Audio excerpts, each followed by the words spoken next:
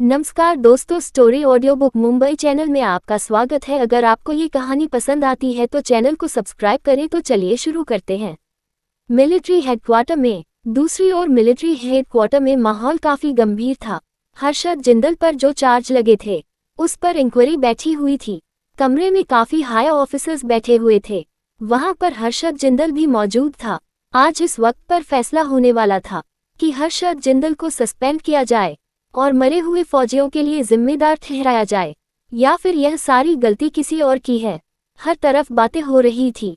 हालांकि यहाँ पर हर्षद जिंदल के खिलाफ बोलने वाले लोग बहुत कम थे, क्योंकि यह हाई रैंक ऑफिसर्स की मीटिंग थी। यहाँ पर कोई गद्दार या फिर खुद पर अभिमान करने वाले लोग नहीं थे। जहाँ पर सिर्फ देश की सुरक्षा और देश के लिए जीने मरने वाले लोग थे।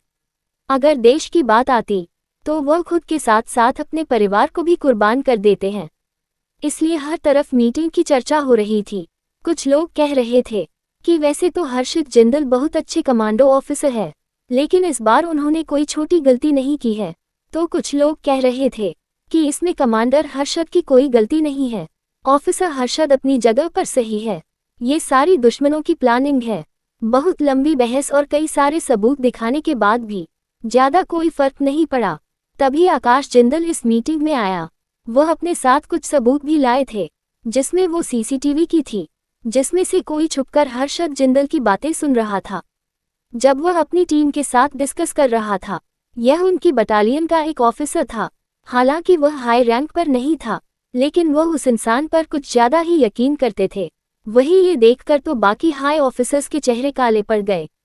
उनमें एक आदमी गंभीर आवाज में बोला, ऑफिसर आकाश, ये कौन है? उद्धरण चिन्ह। तो आपका जिंदल आवाज में उन्हें ग्रिट करके बोला, कमांडर, यह वही इंसान है जिसने इस प्लान को लीक किया था। हमने उसे पकड़ लिया है। इसके बाद एक वीडियो क्लिप भी दिखाता है, लेकिन वह ऑफिसर कुछ कबूल नहीं कर रहा था। उसका कहना था कि वह हर्षद जिंदल से जलन करता था और उसे नफरत करता था, इसलिए उसने ही ऐसा इन्फॉर्मेशन लीक की है। वो किसी भी तरह से अपना गुनाह कबूल नहीं करना चाहता था, लेकिन मिलिट्री के इंटेरोगेशन रूम में उसने सब उगल दिया और हर्षद बेकसूर साबित हुआ। फिर भी उसे कुछ जिम्मेदार लेनी पड़ी कि वो लापरवाह हो गया था। वही हर्षद जिंदल भी उसकी बात सुन रहा था। हालांकि उसकी तबीयत अभी ठीक नहीं थी और उसका रिकवरी पीरियड चल रहा था, लेकिन फिर भी ऐसे कई कामकाजी कागज थे जिसको हर्षद जिंदल को देखना होता था। इसीलिए इस केस को जल्द से जल्द निपटना जरूरी था। जैसे ही केस की सुनवाई हुई, इसमें जुड़े कई सारे लोगों को गिरफ्तार कर लिया गया। यहाँ तक कि मिलिट्री कैंपस की अच्छे से जांच करने के भी ऑर्डर मिले। कहीं कोई गद्दार तो नहीं है, क्योंकि इस बार एक नॉर्मल सी चाल से इनमें उनके कई सारे सोल्जर खो दिए। तो अगली बार ऐसी गलती ना हो, इसीलिए मिलिट्री कमांडर और सभी सतर्क रहना चाहते थे। मीटिंग खत्म करने के बाद वह सभी लोग वहां से निकल गए। वो लोग जैसे ही वहां से बाहर निकले, हर्षद ने हर्षवर्धन को फोन किया, क्योंकि इस केस के बारे में उनकी पहले भी बातें हो चुकी थी और वह इस केस की सुनवाई हो गई थी, तो वो उसे बताना चाहता था। थोड़ी देर बातें करने के बाद हर्षवर्धन को पता चला कि कल्पित पकड़ा गया है, लेकिन पूरी बात सुनने के बाद हर्षवर्धन को उन लोगों की बात पर यकीन नहीं आया और उसने उन लोगों को ब्लू हिल सोसाइटी में आकर मिलने को कहा। वो ये तो नहीं जानते थे कि हर्षवर्धन करना क्या चाहते हैं, लेकिन वह जानता था कि हर्षवर्धन को बिना वजह कोई डिमांड नहीं करता। इसलिए वो उस पकड़े हुए गद्दार को लेकर तुरंत वहां के लिए निकल गए और सेफ्टी के लिए उसे बेहोश भी कर दिया। थोड़ी ही देर में वो विला पहुंच गए थे, जहां पर 2 गार्ड्स उस गद्दार को घसीटते हुए लेकर अंदर ले जा रहे थे।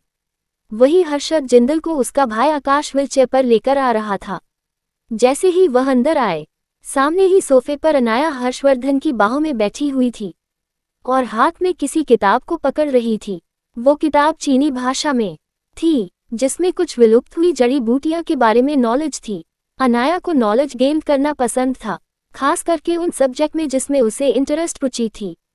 वही अंदर आते हुए लोगों को देखकर अनाया थोड़ी सी चौंक गई, क्योंकि उसे नहीं पता था कि आज कोई गेस्ट भी आने वाले थे, क्योंकि वह बिंदास होकर हर्षवर्धन को सपोर्ट देते हुए बैठी थी। उसने अपनी बीवी के कंधे पर रखा था और दूसरा हाथ अपने बिजनेस के किसी डॉक्यूमेंट को देख रहा था। यह नज़ारा देखने में किसी रोमांटिक पेंटिंग की तरह था। जैसे ही अनाया ने अपने दोनों भाई को देखा, वो हल्का सा मुस्कुराते हुए एक दूसरे को ग्रिट करते हैं।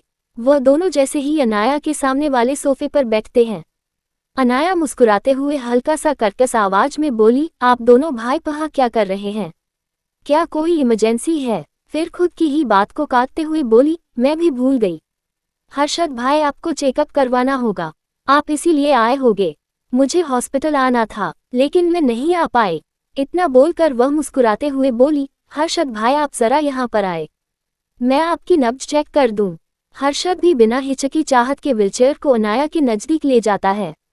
अनाया अपनी 2 उंगली से हर्षद जिंदल की नस चेक करती है, फिर वह आंखें बंद करके उसके पूरे शरीर का आकलन करने लगती है। अनाया की मेडिकल स्किल इतनी हद तक आगे बढ़ चुकी थी कि वह किसी की नब्ज छूते ही अपनी इंद्रियों की मदद से उनके आंतरिक शरीर का मुआयना कर सकती थी, जैसे कि वह उनके रास्ते में बहते हुए खून के साथ बह रही हो।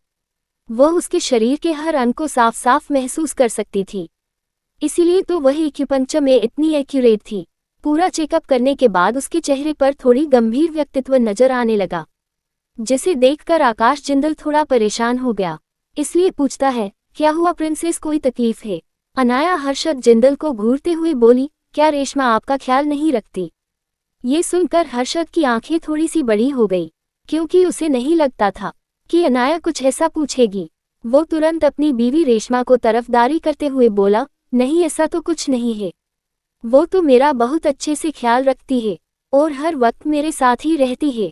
उसकी बात में आगे जोड़ते हुए आजाद जिंदल भी बोला, भाई बिल्कुल सही कह रहे हैं प्रिंसेस, भाभी भाई का बहुत अच्छे से ध्यान रखती है, कुछ ज्यादा ही अच्छे से। ये सुनकर तो हर्षद जिंदल को भी असहज महसूस हुआ, क्योंकि कुछ दिन पहले जब आकाश बिना नॉक किए अस्पताल वार्ड में एंटर हुआ था, तब उसके सामने हर्षद और रेशमा एक दूसरे को किस कर रहे थे। ऑपरेशन के बाद वह दोनों काफी नजदीक आ चुके थे और एक दूसरे का कुछ ज्यादा ही ध्यान रखने लगे थे, जिस वजह से उनके बीच फिजिकल कांटेक्ट भी काफी बढ़ने लगा था और कई बार जिंदल परिवार के लोग इस चीज के विटनेस भी बने थे। इसीलिए आकाश जिंदाल हर्षद को चिढ़ा रहा था और हर्षद भी असहज महसूस कर रहा था, क्योंकि आज से पहले उसे कभी भी शर्मिंदगी का सामना नहीं करना पड़ा था। तभी उन लोगों को ख्यालों में से बाहर लाते हुए अनाया अपनी कठोर आवाज में बोली, अगर वह इतना ही ध्यान रखती है तो फिर अब तक हर्षद भाई को तकरीबन रिकवर हो जाना चाहिए था, लेकिन अभी भी उनकी हालत इतनी अच्छी नहीं है, उन्हें अभी भी बेड रेस्ट की जरूरत है। ऐसा क्यों हो रहा है? ये सुनकर वह दोनों भाई थोड़े परेशान हो जाते हैं। आकाश तुरंत पूछता है, प्रिंसेस क्या कोई गंभीर मामला है? तो अनाया उन दोनों को देखते हुए बोली, शरीर में और बाकी अंदरूनी अंगों से सबसे ज्यादा जटिल होता है, और जितना ही जटिल है उतना ही उसका कार्य जरूरी है, और वह इतनी ही तेजी से रिकवरी करता है। आम बाहरी घाव या फिर ऑपरेशन से ज्यादा और जल्दी रिकवर करता है, लेकिन वह अच्छी मेडिसिन पर निर्भर होता है। और जितना मैंने हर्षद भाई को एनालाइज किया था, उनके हार्ट की सर्जरी मैंने खुद की है, इस हिसाब से अब तक उन्हें तकरीबन ठीक हो जाना चाहिए था, लेकिन उनके हार्ट की कंडीशन अभी ऐसी है जैसे उनके 3 दिन पहले ही ऑपरेशन हुआ हो, और यह अच्छे सिम्टम्स नहीं है। इतनी स्लो रिकवरी आगे चलकर उनकी फिजिकल हेल्थ में प्रॉब्लम भी क्रिएट कर सकती है। क्या हर्षद जिंदल कोई बुरी कंडीशन में आएगा? और कौन है असलिन दुश्मन? क्या अनाया उस आदमी का मुंह खुलवा पाएगी? अब तक आप लोगों ने सुना कि अनाया गंभीर होकर हर्षवर्धन और आकाश को हर्षद जिंदल की कंडीशन के बारे में बताती है कि वह बहुत धीमे रिकवर हो रहा है, जिस वजह से उनके लिए प्रॉब्लम बढ़ सकती है। जिसे सुनकर आकाश जिंदल तुरंत पूछता है, लेकिन ऐसा क्यों है भैया? पहले तो बहुत जल्दी रिकवर हो जाते थे, उनको पहले भी कई बार चोट लगी थी। तो अनाया हर्षद जिंदल को घूरते हुए बोली, क्योंकि इन्होंने प्रॉपर रेस्ट नहीं किया, यहाँ तक कि उन्होंने अच्छे से नींद भी नहीं ली, जैसे वह स्ट्रेस ले रहे हो या फिर किसी चीज की चिंता कर रहे हो, जिस वजह से ब्लड फ्लो अनस्टेबल हो रहा है और उनका सारा प्रेशर उनके हार्ट पर पड़ रहा है। ऐसी कंडीशन में उन्हें सबसे ज्यादा रिलैक्स रहने की जरूरत है और खुद को शांत रखने की जरूरत है, लेकिन ये कुछ ज्यादा ही प्रेशर ले रहे हैं। जिसे सुनकर हर्षद जिंदल को भी अपनी गलती का एहसास होता है। वह माफी मांगते हुए बोले, आई एम सॉरी गुड़िया, मैं आगे से ध्यान रखूंगा, तुम चिंता मत करो। अनाया भी ज्यादा कुछ नहीं बोलती, पास पड़े हुए ड्रॉवर से एक्यूपंक्चर किट निकालती है और हर्षद जिंदल के हाथों में कुछ पॉइंट पर लगा देती है। 10 मिनट के बाद वह उसे निकालते हुए बोली, अब ठीक है। अब उनका स्टेटस लेवल काफी हद तक कम हो चुका है, और मेरी माँ ने तो आपको कुछ वक्त तक प्रॉपर आराम की जरूरत है, और इस चीज के बारे में रेशम को भी इन्फॉर्म कर देना ताकि वह और सतर्क रहे। वह दोनों भाई भी समझ गए थे कि अनाया गंभीर थी, इसका मतलब मामला काफी सीरियस था। वह दोनों ही इस बात पर बहस नहीं करते। तभी अनाया उत्सुकता से पूछती है, वैसे यह इंसान कौन है जिसे आप इस तरह से लाए हो, जैसे उसका किडनैप हुआ हो। ये सुनकर वहां बैठे हुए तीनों के चेहरे काले पड़ गए, जैसे वह लोग कोई गैंगस्टर हो, लोगों को उठाने का काम करते हो। अनाया के एक्सप्रेशन बिल्कुल अभी ऐसे थे जैसे ये सच हो। हर्षवर्धन गंभीर आवाज में अनाया की ओर देखकर बोला, बीवी, इसमें तुम्हारी मदद की जरूरत है। ये सुनकर अनाया कंफ्यूजन से पूछता है, कैसी मदद, साफ साफ बताओ।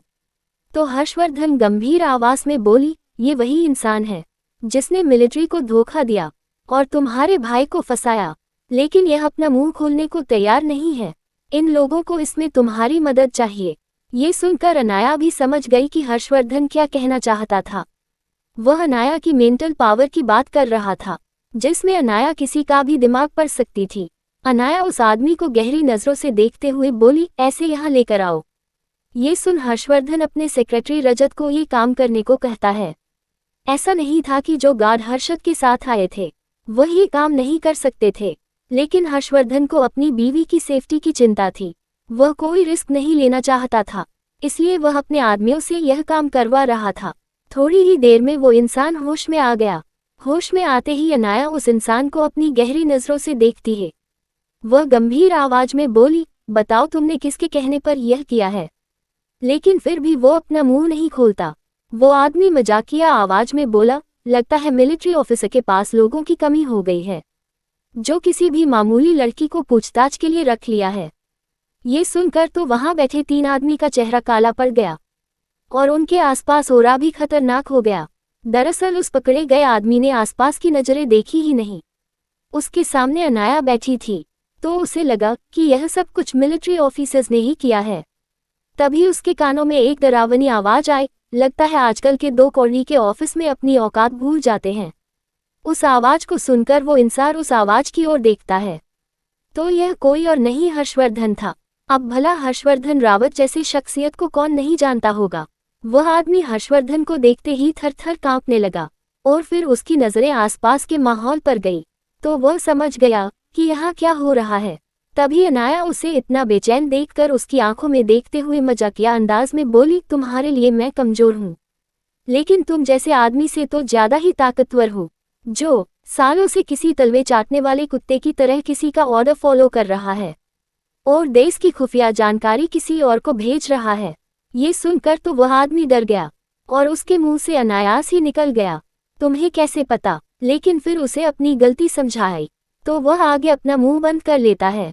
वही उस आदमी की बात सुनकर दोनों जिंदल भाइयों के चेहरे पर गुस्सा नजर आने लगा, क्योंकि मिलिट्री में गद्दारी सबसे बड़ा गुनाह था और यह आदमी तो कई सालों से यह गुनगा कर रहा था। उनकी नजरों में तो यह आदमी पहले ही पकड़ा जाना चाहिए था। तभी उस आदमी को सवाल करने आकाश बोला, बताओ ऐसा क्यों किया। तुम में बिल्कुल भी एक ऑफिशियल बनने की काबिलियत नहीं है। चुपचाप मुंह खोलो और बताओ किसके कहने पर यह सब कुछ कर रहे हो। वो आदमी किसी भी सवाल का जवाब नहीं देता और अपनी आंखें छोटी करते हुए उन सबको घूरने लगता है, जैसे कह रहे हो, कुछ भी कर लो, मैं अपना मुंह नहीं खोलूंगा। वही अनाया जो अब तक चुप बैठी थी, वह उस आदमी को देखकर मजाकिया अंदाज में बोले, लगता है तुम्हें खुद पर कुछ ज्यादा ही घमंड है, इसीलिए इतना इतरा रहे हो। और तुम्हें क्या लगता है, तुम्हारी यह मामूली सी चालें मुझे समझ नहीं आएगी। ये तो कोई बच्चा भी बता सकता है कि तुम किसके लिए काम कर रहे हो। ये सुनकर वह आदमी थोड़ा सा डर गया, लेकिन फिर उसे लगा ये बस हवा में ही फेंक रही है। तो अनाया उसके दिमाग को पढ़ते हुए हंसकर बोली, तुम्हें लगता है मैं बकवास कर रही हूँ। वह उसकी आंखों में देखकर आगे बोली, तुम सालों से भवानी शेरगिल के लिए काम कर रहे हो, या फिर कह सकते हो उसके करोड़पति के लिए, जो बस मिलिट्री में एक महान ऑफिसर होने का दिखावा कर रहा था और पीठ पीछे दुश्मनों से हाथ मिला चुका था। उसने बिजनेस भी अपने काले धन की बलबूते पर खड़ा किया है।